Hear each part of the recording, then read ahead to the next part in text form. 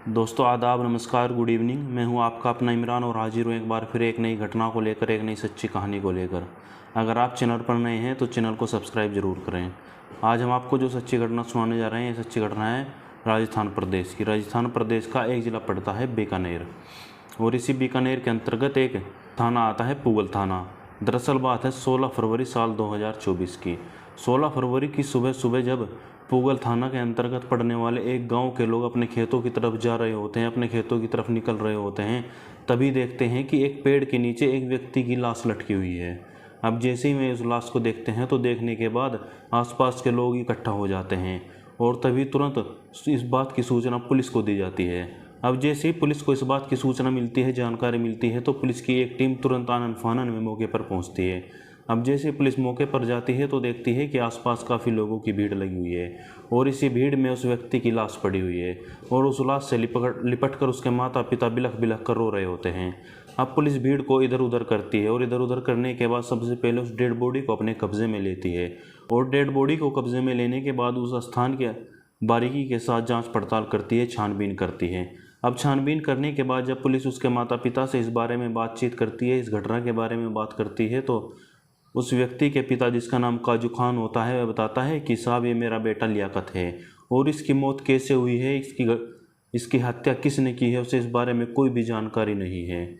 अब पुलिस किसी पुरानी दुश्मनी या किसी पुरानी रंजिश के बारे में जब उनसे बातचीत करती है तो उसके पिता बताते हैं कि साहब हमारी किसी के साथ भी कोई भी दुश्मनी या किसी भी तरह की कोई पुरानी रंजिश नहीं है। अब शुरुआती जांच में पुलिस इस केस को आत्महत्या का केस मानकर चलती है, और उस डेड बॉडी को कब्जे में लेने के बाद पोस्टमार्टम के लिए भिजवा देती है। अब कुछ समय के बाद जैसे उसकी पीएम रिपोर्ट आती है तो पीएम रिपोर्ट में निकल कर आता है कि लियाकत की मौत गला दबाने के कारण यानी कि दम घुटने के कारण हुई है। अब जब रिपोर्ट आती है तो रिपोर्ट आने के बाद पुलिस अपने हर एक एंगल से छानबीन करती है, जांच पड़ताल करती है, और काफ़ी जांच पड़ताल करने के बाद पुलिस मान कर चलती है कि शायद ये सुसाइड का ही केस है, शायद लियाकत ने आत्महत्या की है। अब पुलिस हर तौर तरीका अपनाती है, जांच पड़ताल कर रही होती है, और ऐसे ही धीरे धीरे समय गुजरता जाता है, और करीब 5 महीने गुजर जाते हैं। 5 महीनों तक पुलिस को हत्या के बारे में कोई भी क्लू, कोई भी जानकारी नहीं मिल पाती है। अब पुलिस भी मानकर बैठ जाती है कि लियाकत ने शायद सुसाइड ही किया है। अब ठीक 5 महीने के बाद पुलिस को एक मुखबिर की तरफ से एक सूचना मिलती है। दरअसल पुलिस को जानकारी मिलती है कि लियाकत 16 फरवरी वाले दिन हत्या से ठीक एक दिन पहले 15 फरवरी को अपने एक दोस्त बिलाल के साथ देखा गया था। अब जैसे ही पुलिस को बिलाल खान के बारे में पता चलता है तो पुलिस की एक टीम तुरंत बिलाल के संपर्क करती है, और बिलाल को पूछताछ के लिए पुलिस स्टेशन लेकर जाती है। और जब इस घटना के बारे में बिलाल से पूछताछ करती है तो बिलाल बताता है कि साहब 15 फरवरी को मैं और लियाकत दोनों एक दोस्त से मिलने के लिए गए थे, और उस दोस्त से मिलने के बाद हम वापस अपने घर आ जाते हैं। लियाकत अपने घर की ओर चला जाता है, जबकि मैं वापस अपने घर की ओर निकल जाता हूँ। उसके बाद लियाकत के साथ क्या हुआ है क्या नहीं, उसे इस बारे में कोई भी जानकारी नहीं है।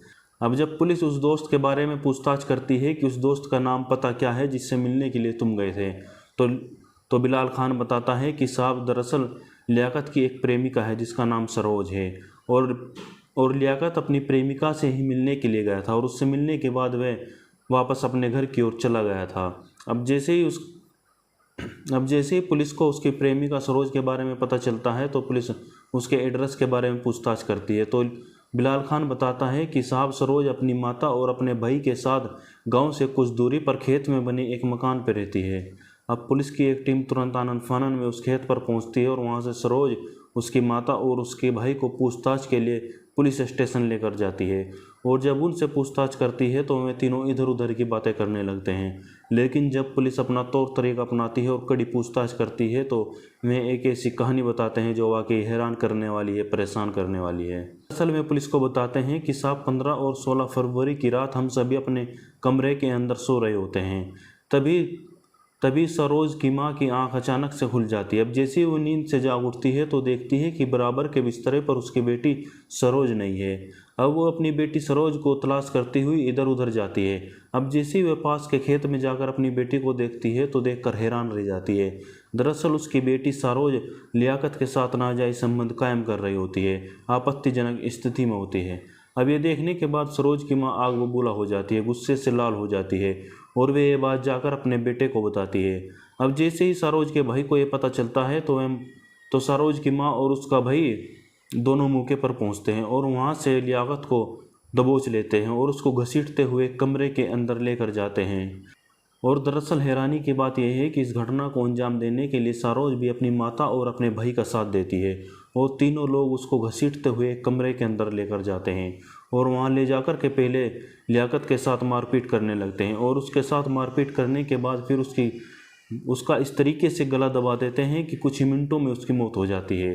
अब लियाकत की मौत के बाद उसकी मौत को एक सुसाइड का नाम देने के लिए वे उसके गले में एक फंदा डालते हैं और फंदा डालकर उसकी लाश को ले जाकर एक पेड़ के नीचे लटका देते हैं। अब जैसे ही पुलिस को इस घटना के बारे में जानकारी मिलती है, पुलिस इस घटना का खुलासा करती है। तो खुलासा करने के बाद सारोज की मां और उसके भाई को गिरफ्तार करती है और गिरफ्तार करने के बाद तीनों पर गंभीर धाराओं में मुकदमा दर्ज करती है और मुकदमा दर्ज करने के बाद तीनों को जेल भेज देती है। और इस तरीके से करीब 5 महीने के बाद लियाकत की मौत की गुत्थी सुलझ जाती है। दोस्तों, इस घटना को सुनाने का उद्देश्य किसी की भावनाओं को आहत करना नहीं, बल्कि आपको जागरूक करना है ताकि आप भविष्य में होने वाली किसी भी अनहोनी को पहचान सकें, उससे बच सकें। फिर मिलते हैं एक नई सच्ची घटना के साथ, एक नए क्राइम शो के साथ।